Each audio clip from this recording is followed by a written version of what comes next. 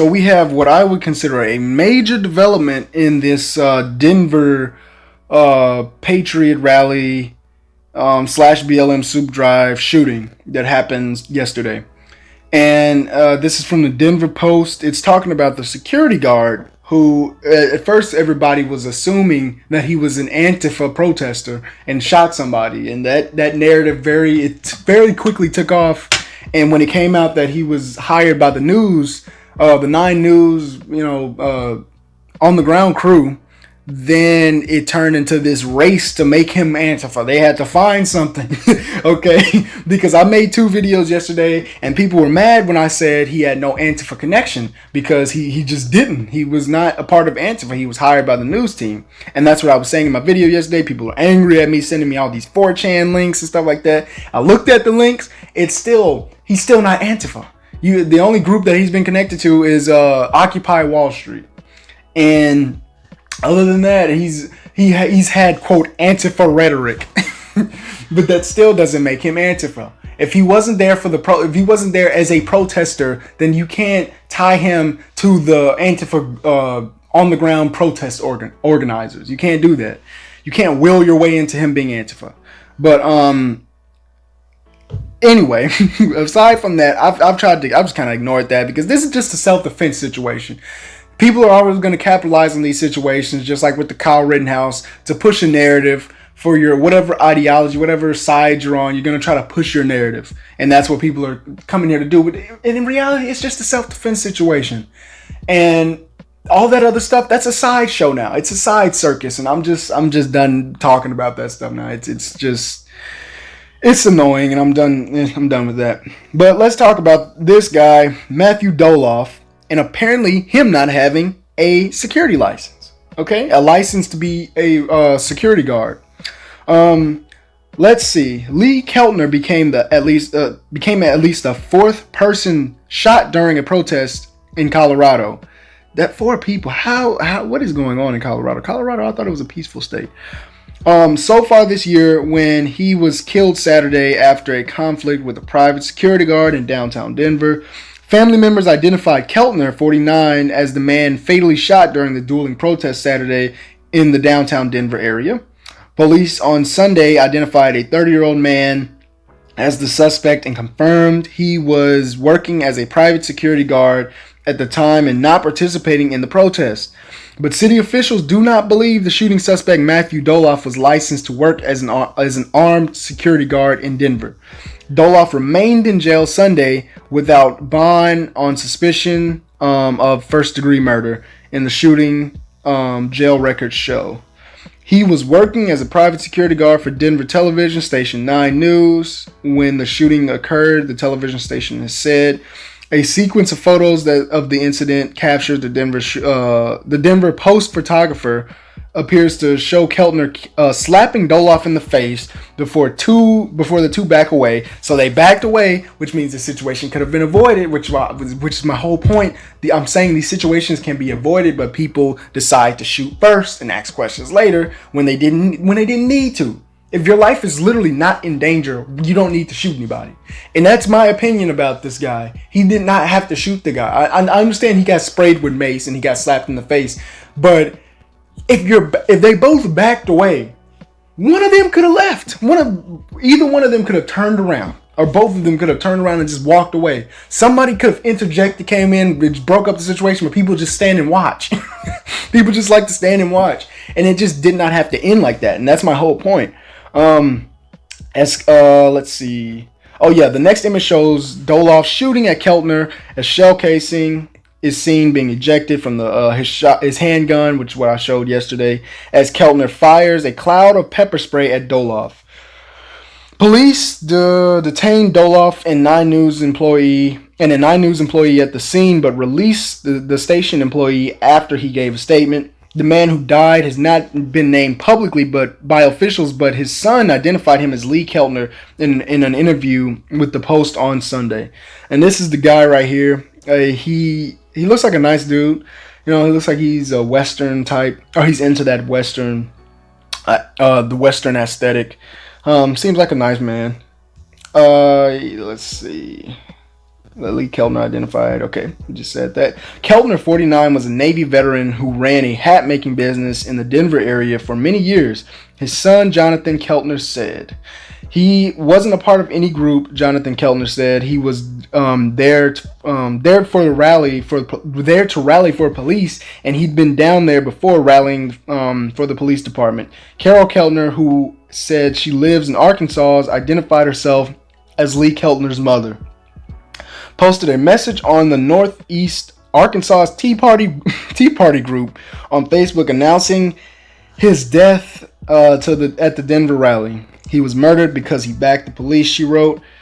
At least 3 others have been shot during protests in Colorado this year. 2 were injured in a shooting during the protest in Aurora, and another was shot in the head during a protest in Alamosa. A Facebook page with Doloff's full name and photo appears to match his jail booking photo, shows that he worked on a ranch on the Eastern Plains where he raised sheep and dogs. Look, that seems like a different guy than what I saw. Because most people were painting him as like some inner city radical. That's what they were painting him as, but apparently this man was out on the plains raising sheep and dogs. Court records show Doloff had no previous criminal history beyond traffic incidents. Pinkerton Security, the company 9 News said it contracted for the protest, did not reply to questions from the Post sent Sunday morning. While Pinkerton had an active license to employ security guards in Denver, officials have no record that Doloff had the required city license to work as a private security guard, said Eric Esquardo, spokesman for the Denver Department of Excise and Licenses. Now, that's bad. If you don't have a license, if you've killed somebody and you were illegally operating as a security guard or private security, then it's just mounting on. It's just mounting on for this man. He could try to make the self-defense case, but how strong it will be, I don't know. I mean, it could go through because I've seen people, get shot for less, he got maced and he got slapped in the face. So, I mean, we can take the instance for, what's his name? Michael Draca, the guy who shot Marquise McLaughlin in Florida. Marquise came out and pushed him to the ground after Draca was yelling at his wife. And he came out, they stopped at the gas station, and he came out, pushed him to the ground, and was about to turn and walk away, and Draca still pulled out his weapon and shot him. I think that he got off from that charge because Florida's a stand your ground state, and Florida, you know how Florida is. Florida's like crazy. But in some of these states, they have such lax laws that you could get away with something like that by he literally got pushed to the ground and was about to, McLaughlin was about to walk away, but Draca still felt the need to pull out his weapon and shoot the man in the chest and kill him.